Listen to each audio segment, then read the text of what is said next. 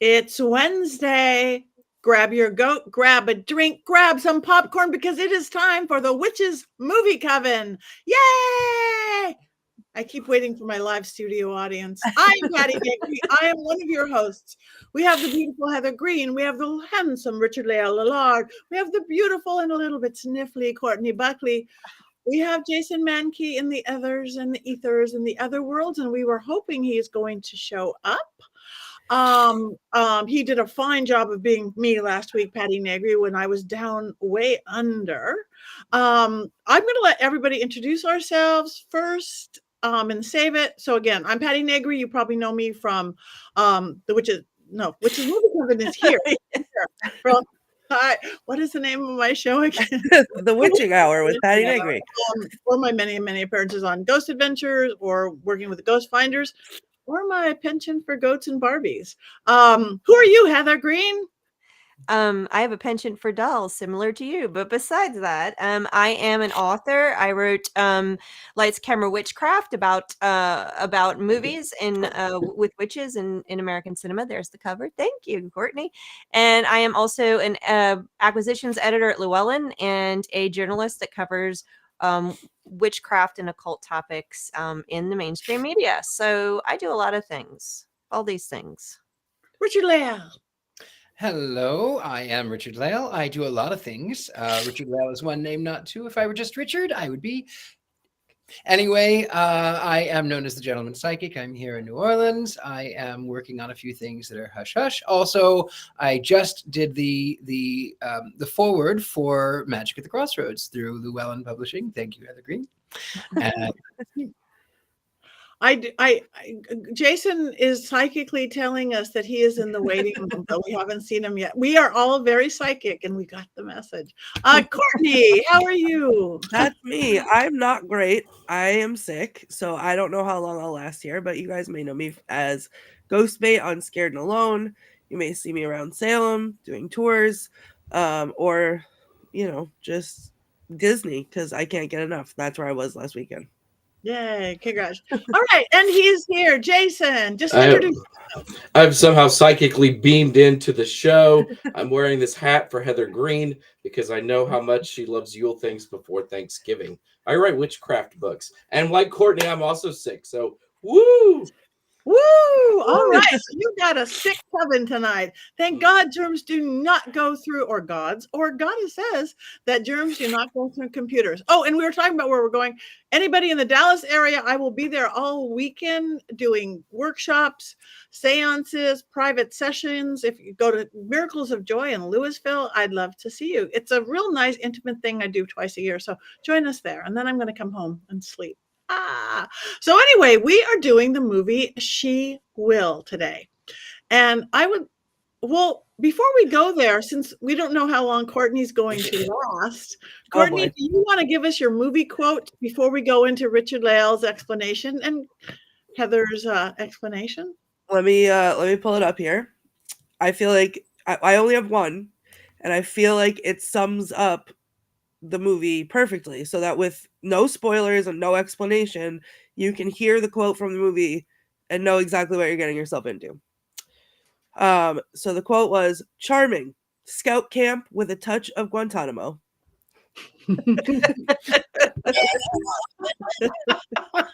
quote in the movie. That was a good quote. All right, so Richard-Lael, do you want to explain this movie to us in your I would be way? absolutely delighted. So here's the story about a lady who was raising up three very lovely girls. No, that's wrong movie. No, you're right. So the story is about Norma Desmond, who leaves her Sunset Boulevard mansion for Scotland, where she meets the neighbors from Rosemary's Baby. And of course, they're only three-dimensional characters, but they're like throwaway characters. You get really invested, and Rupert Everett's character is really sort of camp, like almost too camp. But anyway, she goes to Scotland to recover from her surgery. And while there, she realizes that, they were supposed to have, I was supposed to have a private recovery, but she goes to this place. Everyone knows her automatically. And so she tries to get away, but the person who works there, but you never know who she is because she's sort of, again, a throwaway character. And they try to pack so much in this film. Anyway, so she says, go for the night and maybe tell Courtney Buckley you will feel better. And so she has no choice because there's no cell phones in 1950 when the film was made. And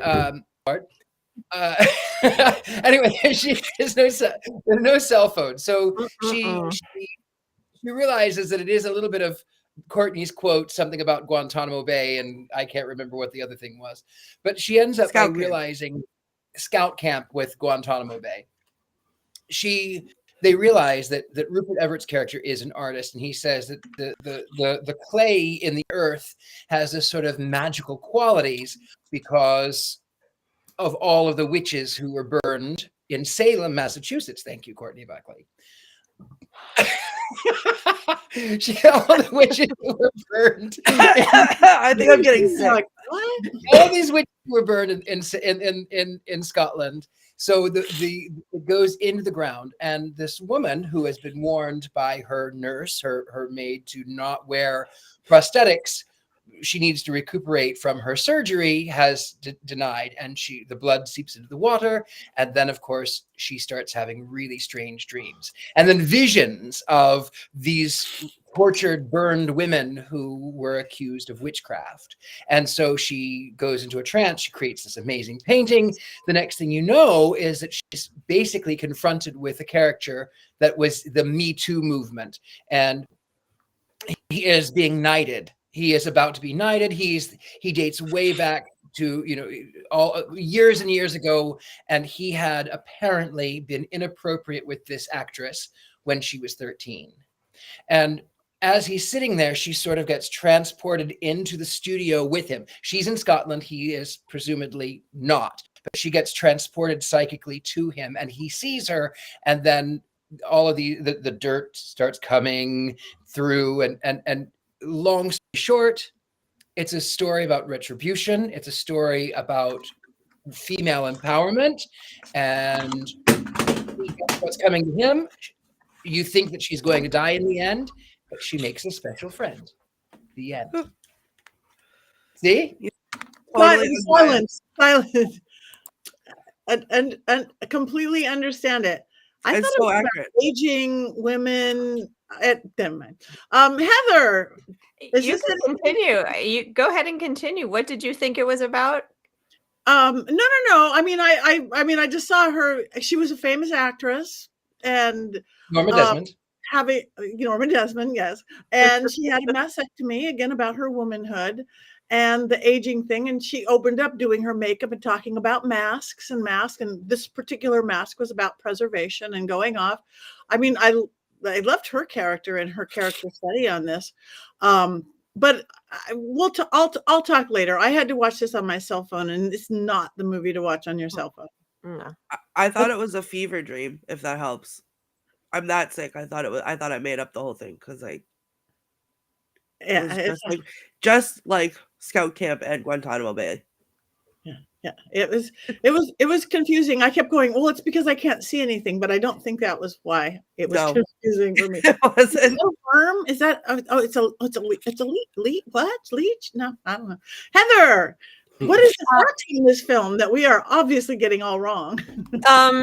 So just a background. This movie is British. It's made in the UK, and also it was made after my book. So I don't have the background material because I didn't do the deep research and go to the archives of this film.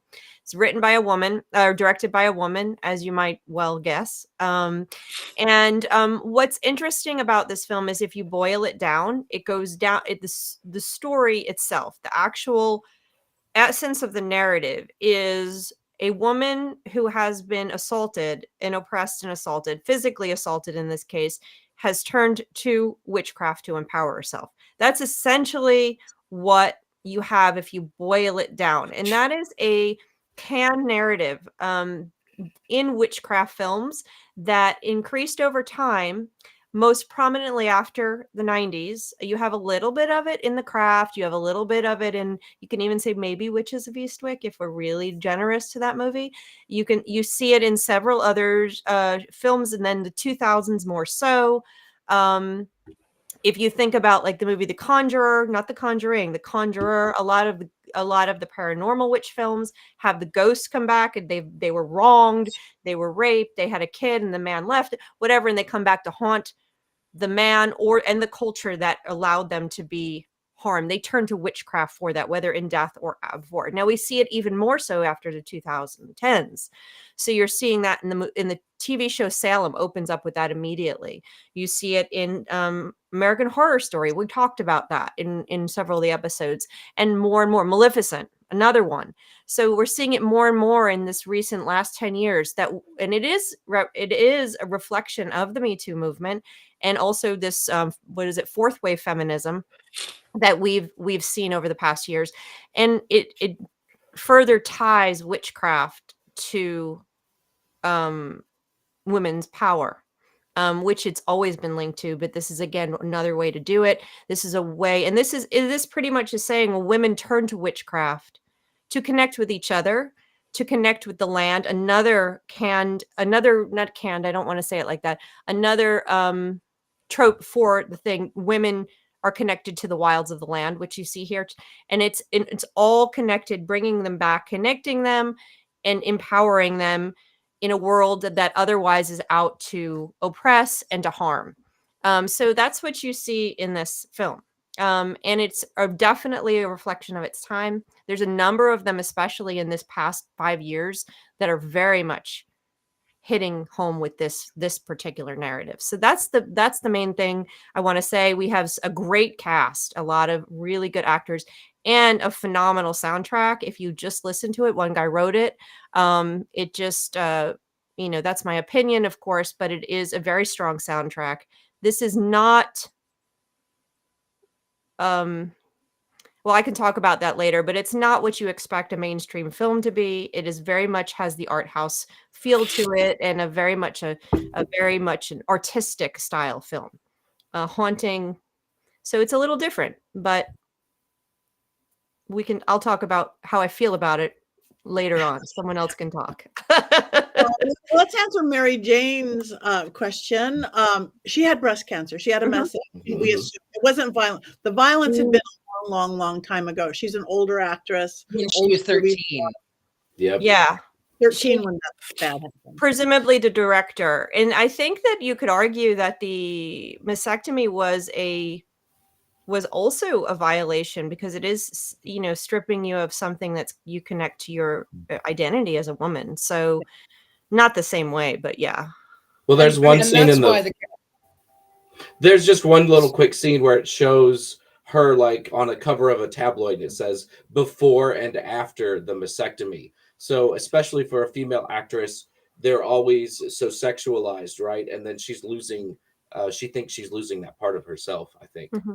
There was also that scene that was really powerful that, it started with her wanting to wear the prosthetics and it was too soon. But then at the end, she was standing naked in front of the mirror, just herself, as she was coming into her power, which I thought was pretty cool. Yeah. I was just about to say that, Courtney, but I should also tell Lisa, no, it's not actually Norma Desmond, character of the Norma Desmond. She's not Norma Desmond. Sunset Boulevard in 1950. That was what I was alluding to. She's not Norma Desmond. I can't remember her name. Veronica Gent. Veronica Gent. Yeah. But she's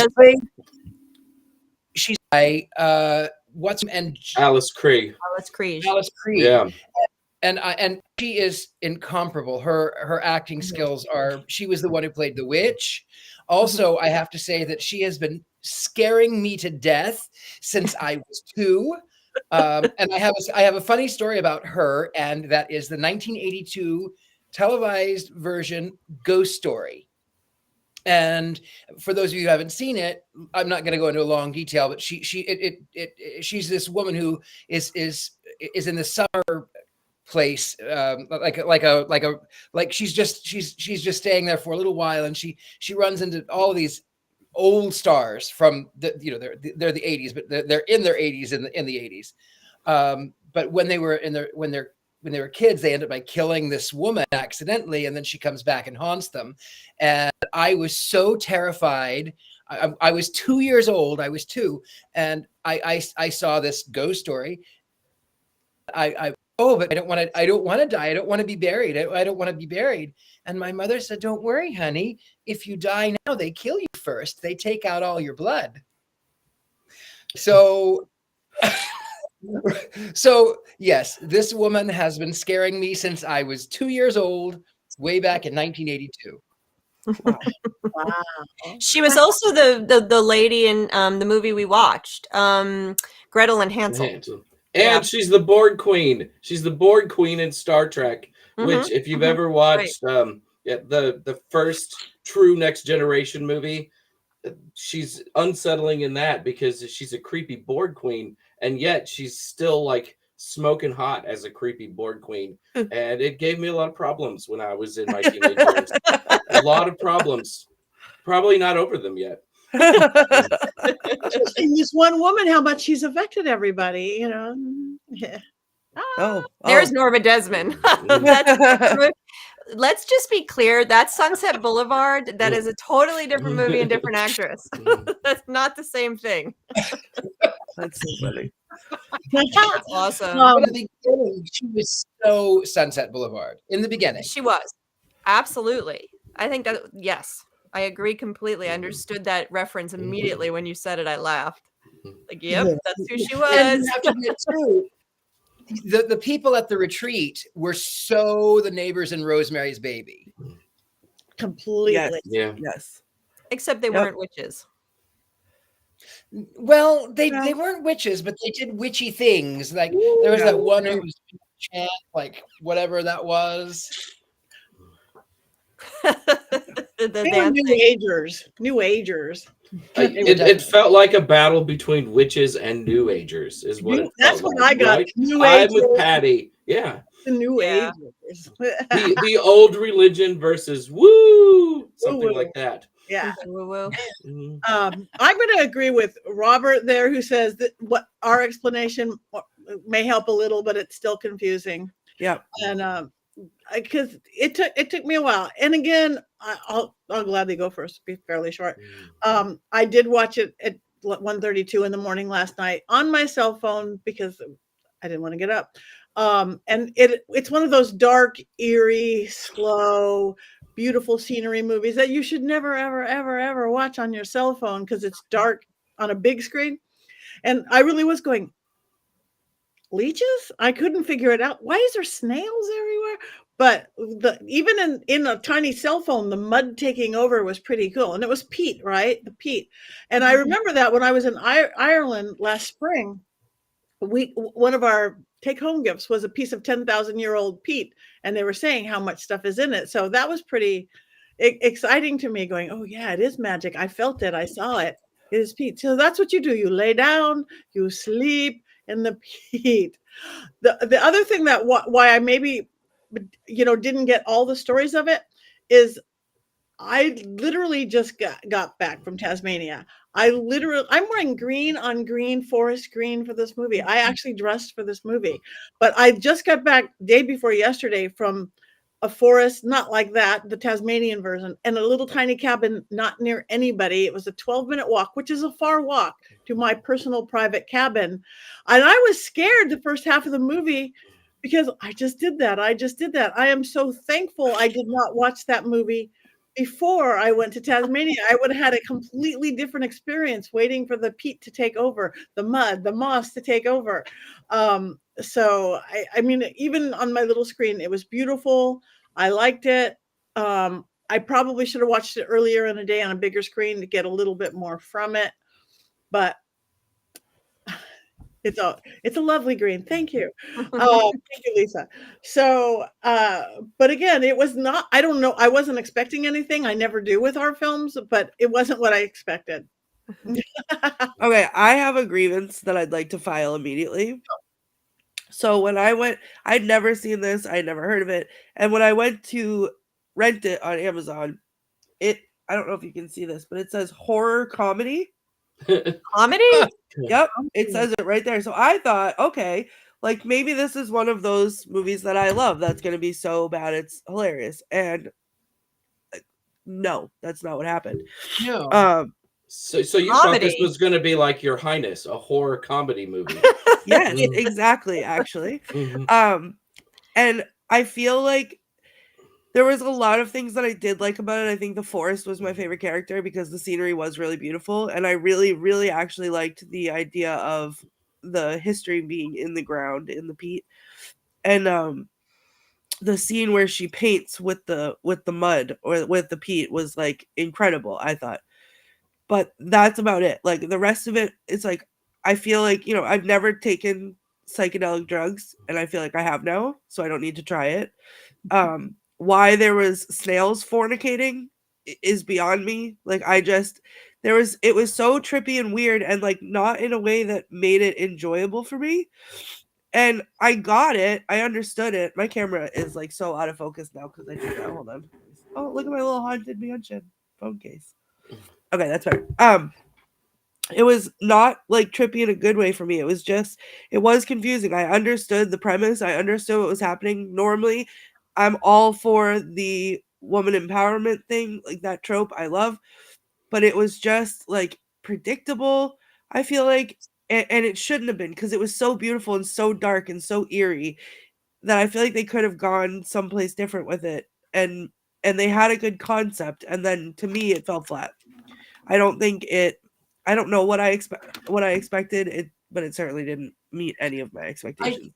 I think that a lot of it felt rushed for me. Yeah. There were a lot of those kooky people, the New Agers who were at the camp Guantanamo. Absolutely loved them a little more. I feel like that they were just trying to pack so much into it that really it could have been a mini series, like one season of a mini series or something, because really, like Jason said, it is sort of the New Age and the old religions coming, like this sort of fight between the two. And the characters automatically they recognized this actress. They were all kooky and weird in their own right. Though I do think that Rupert Everett's character he was trying to be too funny in a space where I don't feel like he should have been so funny. Like I just felt like he was a little too camp. Thank you.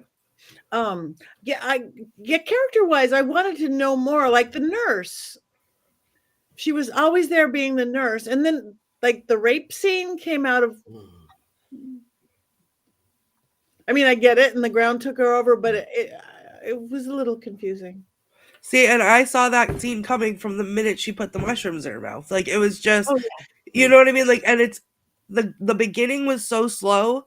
In a good way, in a way that I thought, okay, I don't understand this yet, but it feels like it's going to be one of those ones where like the realization comes crashing down onto me and I'm going to be so excited about it because it was so beautiful and because it was so dark.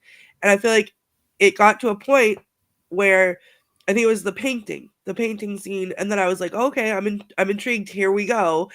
And then it didn't happen. It was like Richard-Lael said, it was so rushed at especially at the end that I feel like we missed out on so much. And what was that? I'm sorry, we're not doing the whole share. Like she was painting, and then somebody goes, "We're done."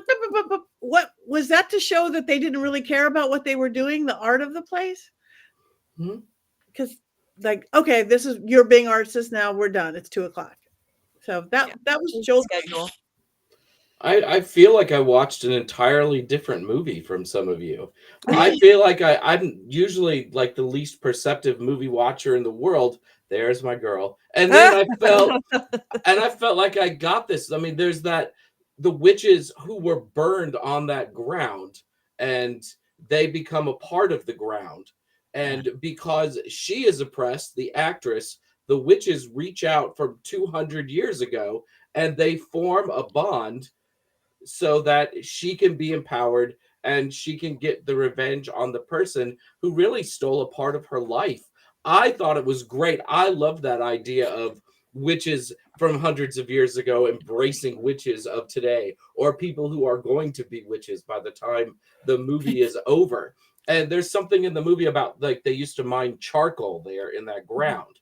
And that's important. And that's important because the charcoal then is the burning of the witches becomes a part of the land, like the charcoal that was already on the ground. They become indistinguishable from each other. I love the term witch feathers. Yeah. I watched that movie too, Jason. It just wasn't very good. I'm gonna have to agree with Jason on this one. And I watched a very powerful movie. There were instances where she uses visuals as symbolic representations that push the boundaries. Some of them could have been pulled back a little bit in some places, I think. But again, this moves more towards art house film than it does to mainstream. So you get a little bit more of that. And some of it worked, some of it was a little pushed, but mostly I didn't think this was rushed at all, because I think the focus was the inner process of the actress and her relationship with her nurse, and that's all. And everybody else were just mirrors bouncing off of the process. I think the other guests were there just as decoration to represent the real world, more oppression, more superficiality, more people who don't really care about anything. They're just there. The one woman just dances the whole time, new agey, whatever we want to call her. The artist is just ridiculous. The several of the men make sexist comments. The women just don't seem to be together. I mean, it's like reality sits there very close, looming. And then you have this gorgeous forest, which definitely is a character, and it's really about her process. So so it just moves through. And the one thing about this film that when I watched it the first time, Devin Hunter, if you don't know him, podcaster, author, he brought it up to me, and we talked about it on one of his podcasts,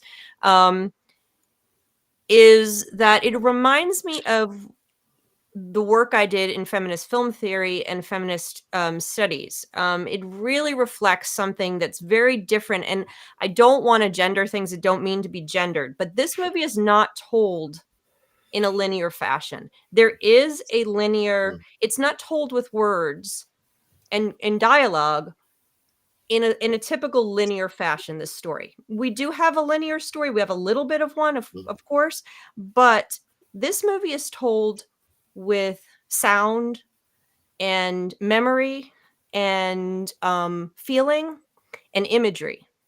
And if you link that concept to what we know of witchcraft, again, I don't want to gender things, but in this case, I'm going to do it. Usually those kind of things, visual imagery and memory, we link to the elements of water, for example, which are typically in traditional witchcraft feminine. We also typically in feminist film theory will link linear storytelling to masculine. And we also think about linear storytelling being focused on dialogue and action driven. Of course, if you tie those to the witchcraft elements that we know, those are going to be fire and air. Okay. Those are going to be masculine elements. So this story is very much reflective of the feminine experience that she has as the actress. It is about, we are able to, the way they told the story linearly, we're able to actually experience what she's experienced. At least that's what that's what the director's going for. Maybe for some people, they don't get into it. You aren't able to dive into that, but that's what she's going for. And so that is what this film is. And that, in my mind, it was a beautiful experiment, and it was beautifully done. Did it hit the mark every time, every moment of the film? Probably not, but I was there. And by the end, when she's in the car and she's standing there with the dude across the thing in the black and white, what a gorgeous shot when he's lying on that ground with the blood. Gorgeous shot. When that's there, I'm like, you go, girl. She will. See, I don't think. I mean, I appreciate everything that you like. It was beautiful, and there was a lot of really powerful moments in it. And I wonder if that's really what it is for me. Like, so as someone who experienced something similar at a similar age as the main character, the revenge was not good enough for me. And I wonder if that, or there wasn't enough time spent on that for me, thinking that that's where that's where we were going with it. So you see it taking its revenge almost on, with the rape scene in the forest and whatever. And okay, now we know where this is going. And it wasn't big enough, and it wasn't revengey enough, I guess, for me. It was unsatisfying, that part. And I don't know if maybe that's what took me out of it, but it just didn't feel resolved. Like, I wanted it to. I saw where it was supposed to, but I didn't feel that way. And I think part of it also, if we were to tie this to the witch, I think the fact that she didn't die at the end and she sits there with her red on. Now she's wearing red, not white anymore. She's got that power color on, which is why I wear my red today. And she sits there now with this daughter who she adopts, essentially finally warms to her. She, at the very end, she is now living deliciously. She is now magical. She is now, and that's the ultimate revenge because she's free of him. So yeah, I mean, I get it, Courtney. Everybody has their own, they bring their own thing to a movie like this, especially one that's so dependent on personal reflection and personal artistic, interaction with the art part of this. I have to say, I did actually, even though I thought it was slow in spaces, I did actually thoroughly enjoy it. Where I feel like that perhaps the punishment at the end for, I can never remember his name from Clockwork Orange. Malcolm McDowell. Yeah, Malcolm McDowell. Herman Desmond. Yeah. I feel like that even though it was not really, so he falls from a balcony and he ends up dead. It was beautiful, but I also feel there was slight revenge in the fact that now he will never be knighted. It's this one thing that he has been working on. He has, since that was his number one goal since 1967 when he hindered this 13-year-old girl. He was working on being knighted for all those years, and he is days from being remembered as Sir da da da da da da da da da. And then she shows up in spirit form as she's sort of all across she's across the I guess she's in Scotland, he might be in England, he might be in the United States, I don't know where he is, it doesn't really matter, but she sort of in spirit form shows up, and in his own deranged mind, he had been drinking, but in his own deranged mind, he sees her, and then he assaults her, and it's that last assault, even though she's not physically there, that it's that last assault that sort of snatches his prize, his precious from him. She gets a bruise though. Even though she's not physically there, when she's in her bed and she's writhing around and all the witch feathers are everywhere, she has a bruise on her head where he hits her with the bottle, which I thought was really cool. Again, there was parts that I loved. I think that whole concept was so great. Maybe it's just I wanted to see her ruin his life a little bit more before she killed him. I don't know. More torture. I don't know. Yeah, like get down and dirty with it. She will. Like, go ahead. Instead of being knighted, though, he's going to be remembered for throwing up on that television show. Yeah, like she changed his whole paradigm with what the witches allowed her to do.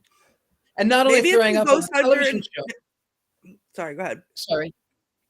I was just going to say, maybe it's the ghost hunter in me, but I wanted, okay, you can take spirit form, haunt his, you-know-what, for a while. Make him think he's crazy. I'm sure she felt like she was crazy, having to deal with the memories and the demons of what he did to her. So make him suffer the way that she suffered. Like, that's the thing. He didn't suffer. She suffered. He didn't suffer. But he did suffer, because not only did he throw up on that television show, the host of the show basically accused him of harming a little girl. And now it's common knowledge. So now he lives as this grapist. He's a grapist. And he he now has to, his all of his legacy has been erased. It's just like Harvey Weinstein now. No matter what Harvey may or may not have done, from now on, Harvey Weinstein will only be remembered as a rapist. Yeah, but like make him live with that. Like that's what it's missing to me. Exactly. Alicia's comment right here. Make him think he's crazy and miss being knighted while being alive, then kill him. I mean, that was the unsatisfying part to me, and I think it just ripped me from it. I really do. I think I want to address first of all, hi Aaron, said hi Heather, and one of the questions I'm confused. Who's it? Lisa said I'm confused. So one of the things one of the reasons everybody's so confused about this is what I was talking about earlier, is that it's not told clearly linearly. We keep getting we get her story in these chunks and pieces, and a lot of them are visual, so you have to put them together over time to figure out exactly what happens. Like, who is this? Why are they here? That piece, that sort of, it's put together almost like a memory or a dream, and we're kind of in that, and so it takes a while to get that, and that's why I think a lot of people are confused. But the basic story is there's a woman who is abused as a 13-year-old actress when she gets her stardom, and then lives with that. And this is where she, at the end of her life, or later in her life, I don't want to say at the end of her life, goes to this retreat and reconnects with witches through the land, through the forest, and gets revenge. I mean, that's sort of what you're looking at, but there's so much more to it. But it's not told in a very clear format. It's told almost like dreams in parts, and we have to figure it out. That's why everyone is so confused, I think.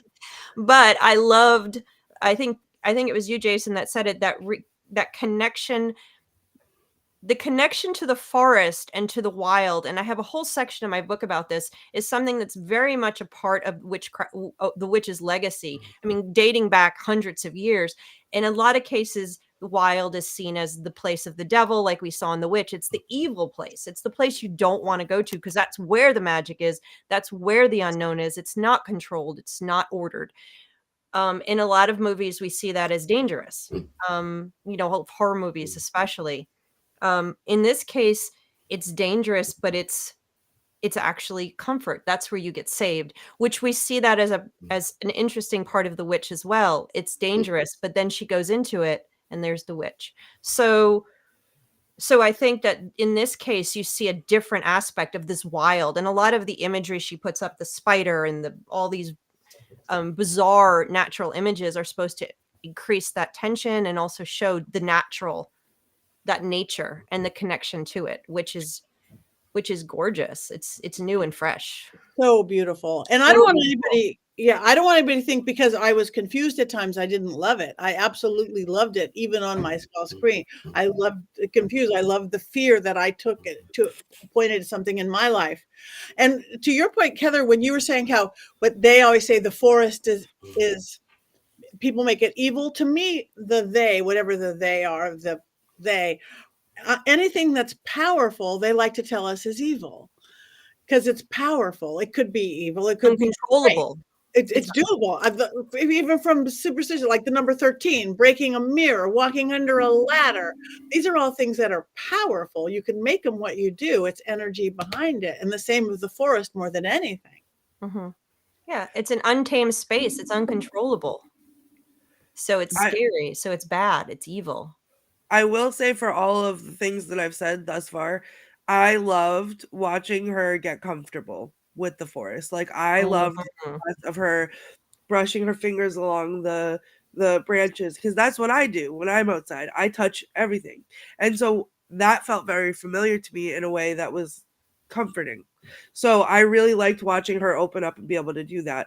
And again, I loved the whole, like, when they got there and they said, you're going to be drinking, the water has peat in it, so you're going to be drinking it, like, just get over it because it's going to happen or whatever.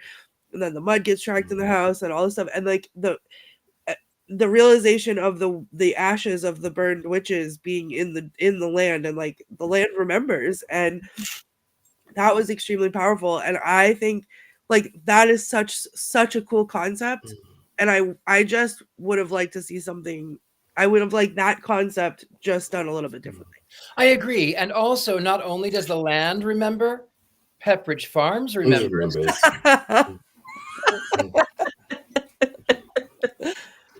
You have such a beautiful, interesting brain, Richard-Lael. Little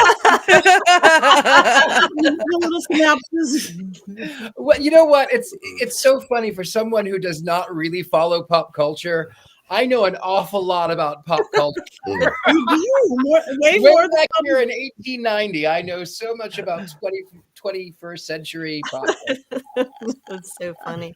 than Can I You know just what? actually, Go ahead. really quick? Alicia said I would be interested in seeing a slightly longer director's cut of this for clarity purposes, or to see certain things happen for more time. I don't know if I talked about this.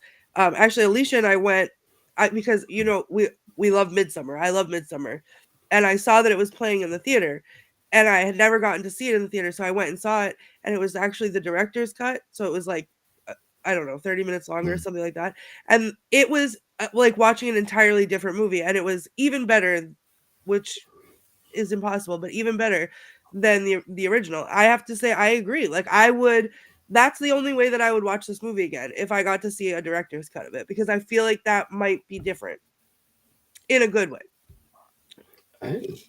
I thought it was just fine at 95 minutes. I didn't think it needed any extra time. I thought it hit every beat that it needed to hit, and it was just beautiful to watch.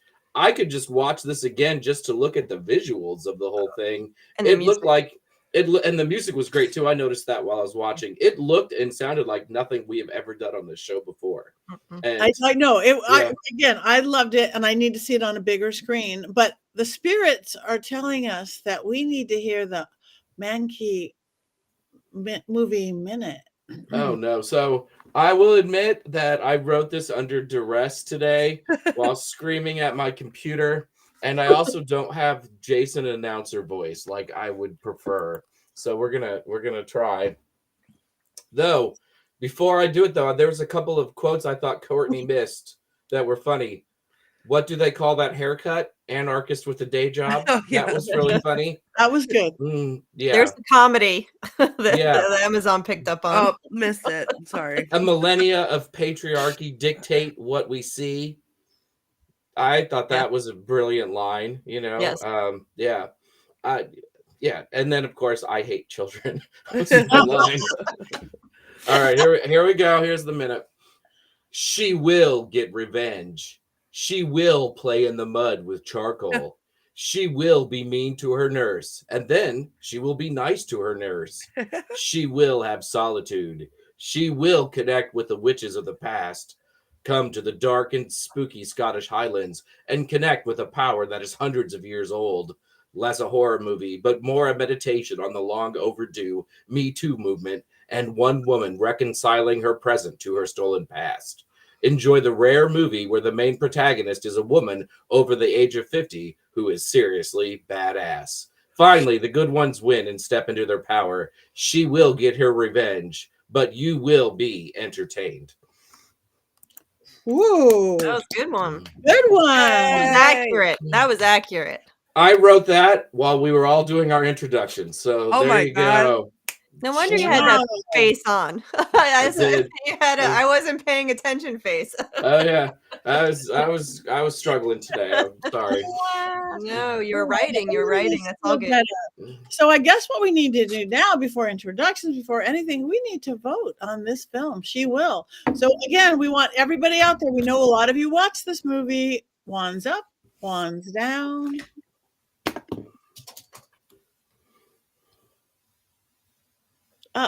Up.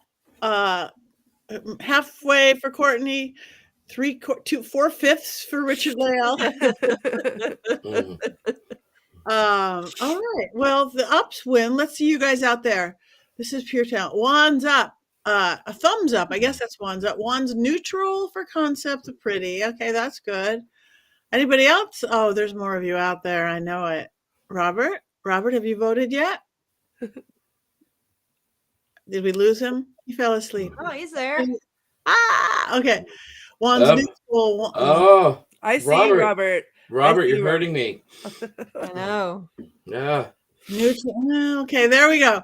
Anyway, so again, if you were intrigued or just confused by any of this, I do recommend the movie. Don't watch it on your cell phone at night, hiding under the covers. Get it on a big screen as you can because it's really pretty. Even the leeches or snails. Which were Yeah. they? Both snails, slugs, I think. I did like that one. And anything with the Board Queen is worth watching every time. Everything she's in. I let out a happy dance when I saw that she was the star of this film because she is amazing. There she is. Okay, Yeah. so we got through another one. What are we doing next week? I know we've picked it out, but that was hours ago. I can't remember. It's The Wiz. The Wiz, of course it is. Because We have to do a Wizard of Oz type thing around Thanksgiving, according to Jason, because it's a Thanksgiving movie. So we're doing The Wiz. Woo! Okay, so everybody watch The Wiz. And Heather's going to do all the music when we do it next week, right? Yes, and I'm going to see it live in Atlanta at the Fabulous Fox Theater tomorrow. I'm trying to contain my excitement right now. But so I'm going to be seeing it live and then talking about it next week. So good. So, all right, everybody watch The Wiz. Now we actually have more time than we usually do now, which is interesting that this one took less time. So what do you guys want to talk about? Well, we could talk more about Ghost Story because again, I thought it was 1982, but it was Mary Jane said it was 1981, and I'm going to tell you, I was 1 year old in 1981, and that miniseries scared me to death. Not the ghost, not the fact that the old men got plunged into ice. It was the fact that they were buried alive, which was such a Victorian thing to be scared of. But the practical effects of when the ghost is in the high rise and she turns and then her face falls off, it was 1981 and they used a skeleton and then with Jello with strings so that when the camera was on it, all of the flesh would fall off. But it was Jello. And is that Alice Kriege? Is that Alice Kriege, that character that? Because I didn't see that movie. Was that her? She played the ghost. In the story, she's gone to this sort of remote summer place, and it's in this lovely old Victorian. It's about 1925, and there are three suitors who are old stars. I can't remember. I can't remember now who they are, but old stars from the 30s. But they play these old men who are telling these ghost stories.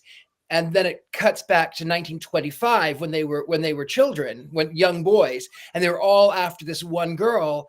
And as they're fighting over her, she gets in the middle to try to stop the fight, and she hits her head on the mantle, and they think she's dead. They put her in the back of her car and roll it into the lake. And just as the car is going into the lake, her hand comes up and goes down the glass, and so.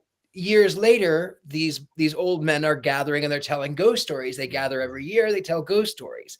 And it starts happening that the first one is coming home and she jumps out of the lake and she scares out of, he's coming over a bridge and she jumps out and scares him and he falls in and drowns. And then the last one I remember, he goes back to the old house and she comes down the stairs in a wedding dress. And when she turns, she has half a rotten face. That's only it's makeup. But then all of the old men are dead. And then it cuts to now it is the present day, 1981. And this once remote little town is now this major major city central with high rises and modern day buildings. And this man who has not connected to them at all, the space was the apartment complex was built on the place where the old house used to stand. And this man is in the shower and he's talking on the phone and he said, "Oh, wait a minute, hold on." And he comes back in the room and he hangs the phone. He comes in the bedroom and he sees this beautiful naked woman from behind, which is the actress Krieg. And he strokes her body. And then when he comes around to her, she looks at him and then her face falls off, which of course it's the practical effects with the gelatin. And then he screams and then he plunges to his death. So again, it ties into this movie because it's much the same way about woman getting revenge on the people who have robbed her of her humanity. Mhm. And she's missing body parts. Same And thing. Fred Astaire and Douglas Fairbanks Jr. Wow. What a crazy cast. That is a crazy cast. Yeah. Wow. Oh, Courtney, we can't hear you. Sorry, I muted myself so I could blow my nose and I forgot to unmute. I was saying that's exactly the kind of revenge that I want to see. I want to see faces sloughing off and scaring people to death. Great. That's what I wanted. Note to Ghost self, Story is really don't good. You upset Courtney. Note to self, don't upset Courtney. I'm just putting that down right now. I'm never turning my light off on Courtney ever again on the show. Really smart, Jason. Good move. Okay. Well, before we do little introductions, we do want to remind everybody to go to Mystery Control. Mystery Control. So you could have Richard-Lael pillows. You could have Patty's Power Panties. You could have Bro Witch shoes. You could have T-shirts. You could have hoodies. You could have yoga wear. You could have cookie up, down, and sideways. You could have a goat and popcorn. And mysterycontrol.com. And just you, don't tell anybody. Use code Patty for 25% off. We are practically giving it away. You are the best, Courtney. You have Heather's book at hand always. You have Richard's underwear at always. Yes, it is Richard-Lael's underwear. I didn't mean to say Richard. I didn't. That's okay. It's fine. I forgive you. Not everyone is perfect. Not everyone can be Jason Mankey. Oh, thank you. Oh. I never do that. For the record, I also have a stack of Jason's books. They're just over there out of reach. I think about it every time, but I've already sat down when I think about There's too many of them. There's too many. Stack, and they're inscripted so beautifully, and I love them. But they're just out of reach. And ADHD, I don't remember until I go to reach for it, and I can't reach it. So okay, so I'll work on that.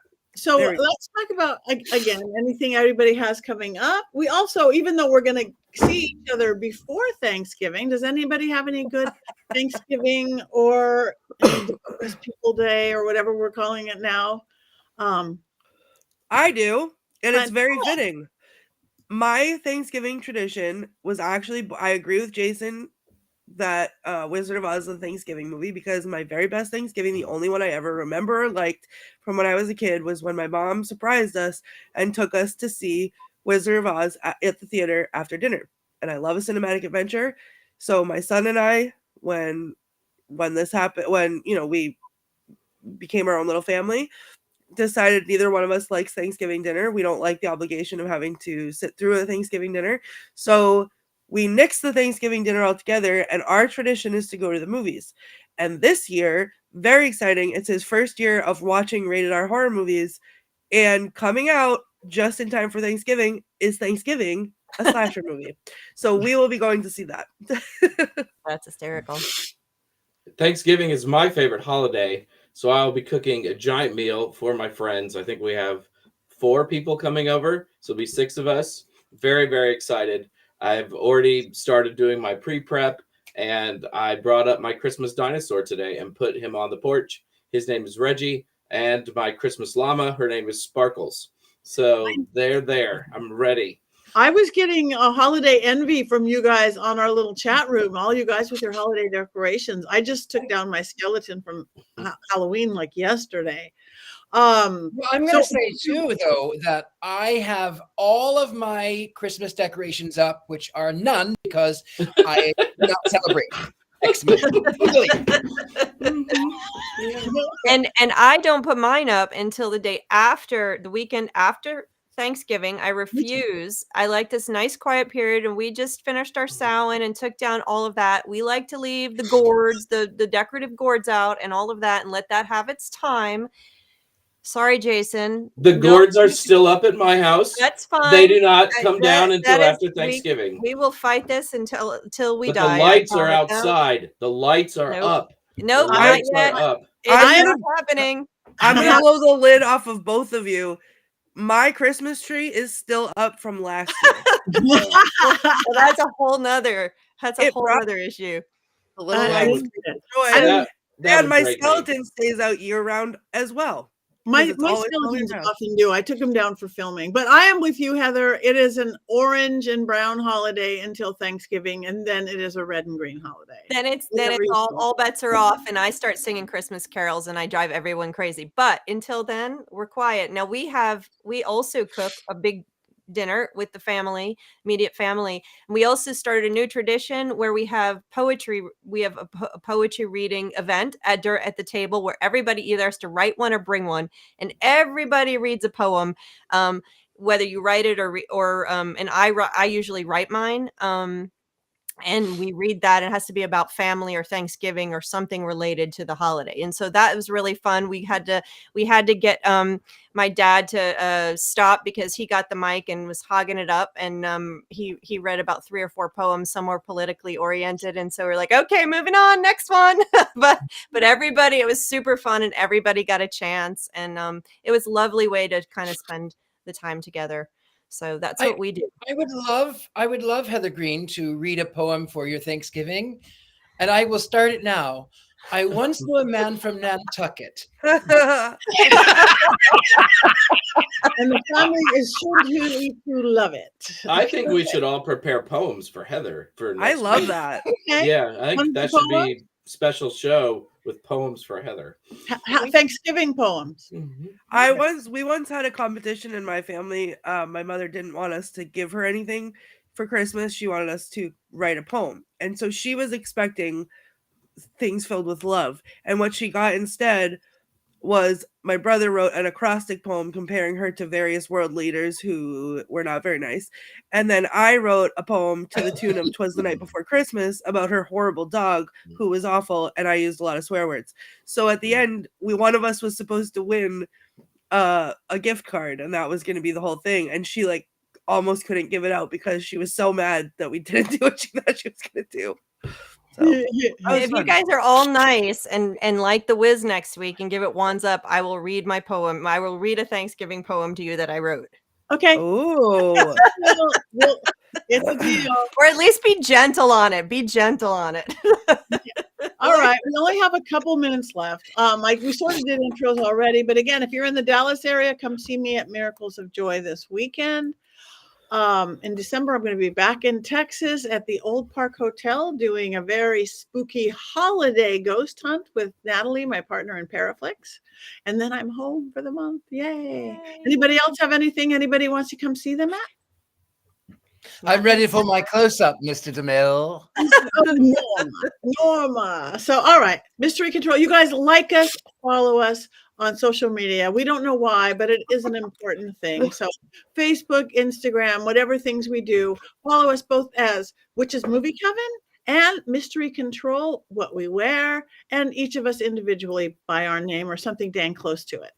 So thank you all very much. And we're not going to cackle for 2 minutes. We got to come up with something else.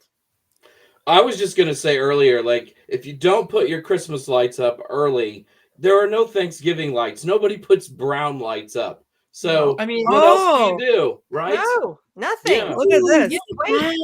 I want postcards of this. That's beautiful. I want postcards of that. Yeah.